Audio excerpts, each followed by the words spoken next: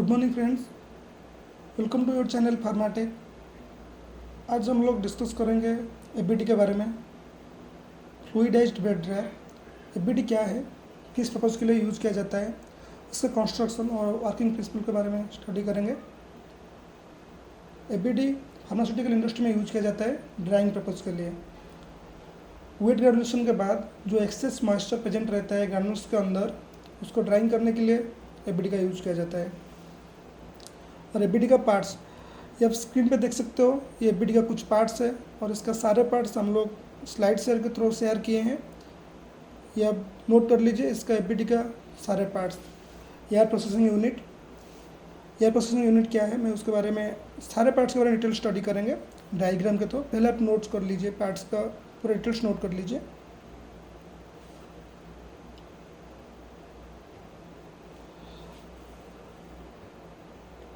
ये देखिए स्क्रीन के ऊपर ये जो यूनिट है, ये एयर प्रोसेसिंग यूनिट है। जो फ्रेश एयर आता है एटमॉस्फेयर से, उसको प्रोसेस करने के लिए ये यूनिट यूज़ किया जाता है। क्योंकि ना हम लोग को ड्राई एयर चाहिए और वो एयर हॉट होना चाहिए, बाकी बैक्टीरियल फ्री एयर भी चाहिए। इसीलिए हम लोग एयर प्रोसेसिंग यूनिट लगाते हैं। इनलेट डक्ट में दो डक्ट होता है, एक आउटलेट डक्ट होता है, एक इनलेट डक्ट होता है। इनलेट डक्ट में ये प्रोसेसिंग यूनिट फिट रहता है।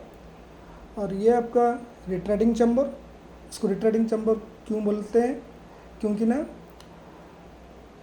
रिट्रेडेशन क्या है, रिट्रेडेशन है कि नेगेटिव एक्सीलरेशन। रिट्रेडेशन मतलब इसका मतलब ये है कि उसका जो बॉडी है, उसका जो वेलोसिटी है, मे बी इंक्रीज और डिक्रीज, उसी कंडीशन पे इंक्रीज कर सकते हैं, डिक्रीज कर सकते हैं, उसी कंडीशन को ही रिट्रेडेशन कहते हैं।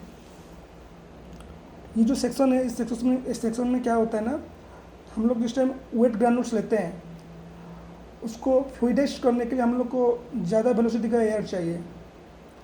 जिस टाइम ग्रैन्यूल्स ड्राई हो जाता है, उस टाइम वेलोसिटी कम हो जाता है। इसीलिए इसी सेक्शन के थ्रू, इसी सेक्शन पे ही, इसी चैम्बर पे ही ये जो बॉडी है, हम लोग का जो मटेरियल है, उसका वेलोसिटी डिक्रीज होता है और इंक्रीज होता है। इसीलिए इस प्रोसेस को रिटार्डेशन कहते हैं और ये चैम्बर को रिटार्डिंग चैम्बर कहते हैं। और ये आप देख सकते हो, ये आपका हो गया फिंगर बैग असेंबली और ये आपका एफबीडी बाउल।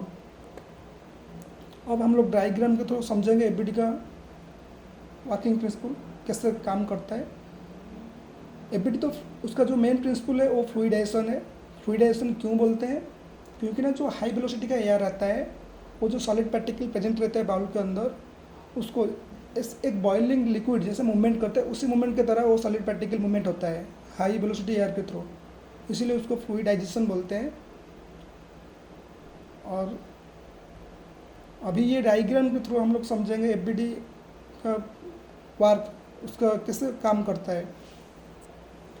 पहले मैं बोला था दो ही डक्ट होता है, ये आप देखिए, ये आपका हो गया इनलेट डक्ट और ये आपका हो गया आउटलेट डक्ट। ये जो आउटलेट डक्ट होता है, इस पर एक एग्जॉस्ट ब्लोअर लगा रहता है, एक हाई स्पीड मोटर लगा रहता है और फैन कनेक्ट रहता है। इस पर high speed motor fan connect रहता है।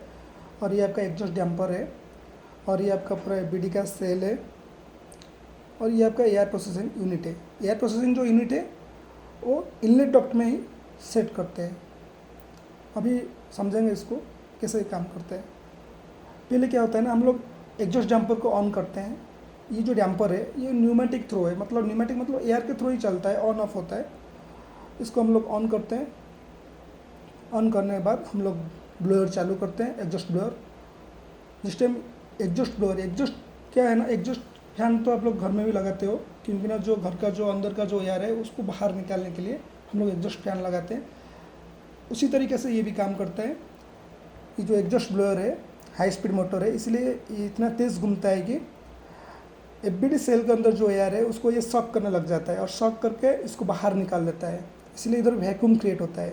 उसकी वजह से क्या होता है ना, जो फ्रेश एयर है, एटमॉस्फेयर का जो फ्रेश एयर है, वो इनलेट डक्ट के थ्रू देके एयर प्रोसेसिंग यूनिट से पास होके फिल्टर होके एफबीडी सेल के अंदर आता है, इधर आता है। ये बाउल सेक्शन है, लोअर प्लेनम है। इसको लोअर प्लेनम है, अभी डायग्राम पे पता नहीं चल रहा है आपको, दूसरा डायग्राम पे मैं समझा दूंगा। ये लोअर प्लेनम है, लोअर प्लेनम के थ्रू एयर आता है और आपका जो मटेरियल्स है उसको हाई वेलोसिटी के एयर के थ्रू वो फ्लूइडाइज्ड मूवमेंट होता है।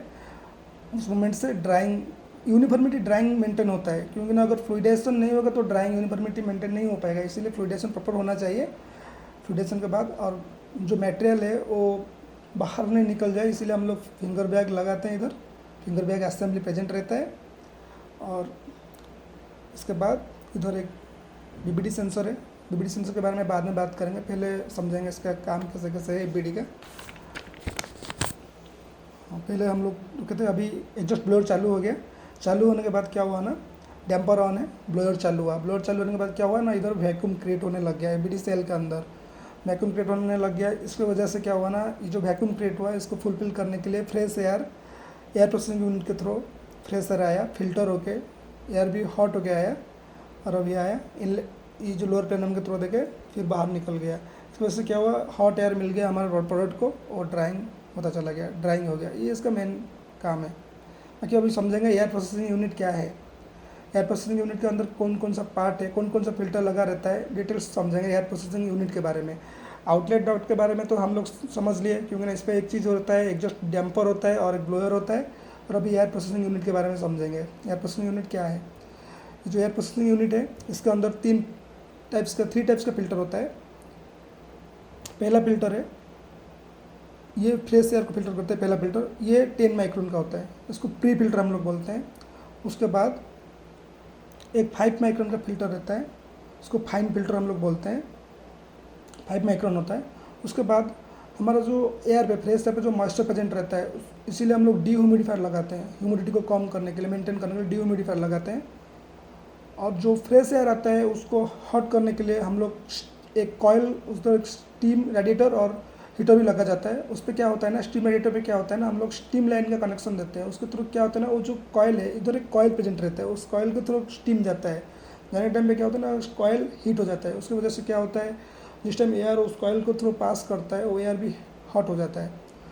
और सबसे एंड पे हम लोग हेपा फिल्टर लगाते हैं। हेपा फिल्टर का जो पोर साइज होता है वो 0.3 माइक्रोन होता है। बहुत सारे इंटरव्यू में ये पूछा जाता है कि हेपा फिल्टर का पोर साइज क्या होता है। 0.3 माइक्रोन होता है। किस लिए 0.3 माइक्रोन होता है? 0.3 माइक्रोन इसीलिए दिया जाता है कि जो एवरेज माना जाता है कि जो बैक्टीरियल साइज होता है वो 0.3 माइक्रोन से लार्ज होता है, इसीलिए वो बैक्टीरिया पास नहीं कर पाता है। इसीलिए हम लोग 0.3 माइक्रोन ही लगाते हैं, क्योंकि ना बैक्टीरिया जो होता है एयर पे होता है, इसीलिए हम लोग हमको फिल्टर एयर चाहिए। हम लोग का जो फार्मास्यूटिकल प्रोडक्ट बन रहा है, क्रॉस कॉन्टामिनेशन होता है, उसको रोकने के लिए हम लोग हमारा फिल्टर लगाते हैं। अभी ये एयर प्रोसेसिंग यूनिट के थ्रू जो एयर आता है, जो एटमॉस्फेरिक एयर आता है, वो पूरी तरीके से फिल्टर हो जाता है और हॉट भी हो जाता है एयर।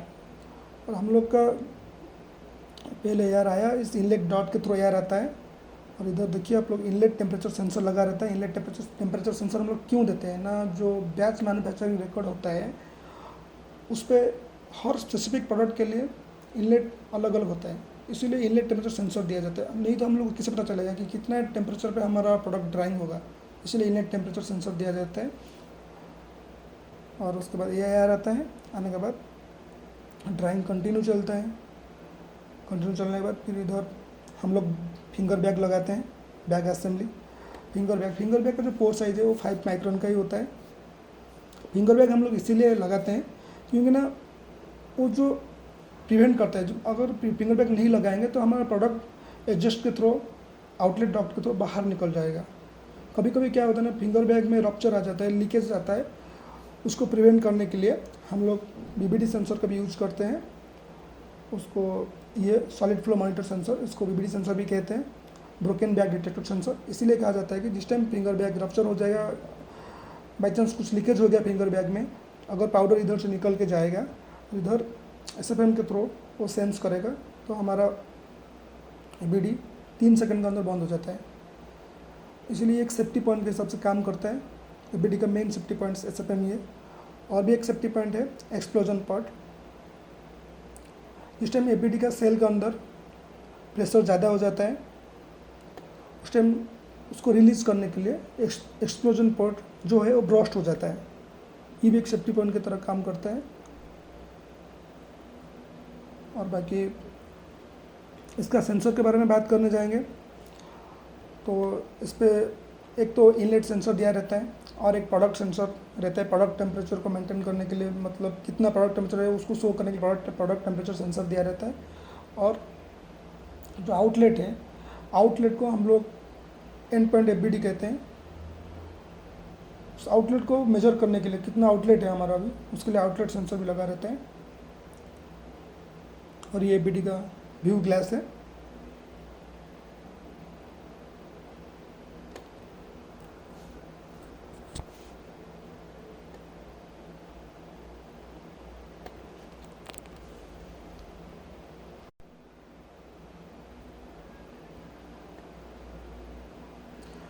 ये पूरा डिटेल्स हो गया एफ कैसे काम करता है, इसका क्या क्या पार्ट्स है और क्या क्या सेंसर लगा रहता है, डिटेल्स में अभी आप लोग को रिप्रेजेंट कर दिया।